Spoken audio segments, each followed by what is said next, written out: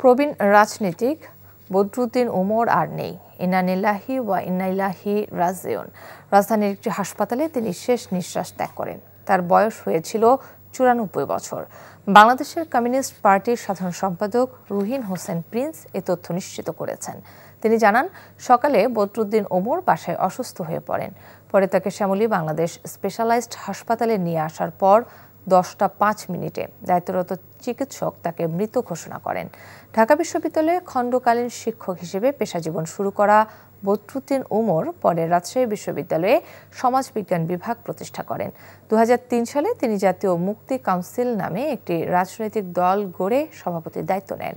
বদরুদ্দিন ওমর শুধু একজন লেখক নন, তিনি ছিলেন বাংলাদেশের মুক্তবুদ্ধি, ধর্মনিরপেক্ষতা এবং গণতান্ত্রিক মূল্যবোধের এক অনন্য প্রবক্তা। বান্ডেল থাকলে প্রতি সেনমানিতে টাকা বাঁচবে। বিকাশ সেনমানি বান্ডেল কিনে জিতুন প্রতি লেনদেনে।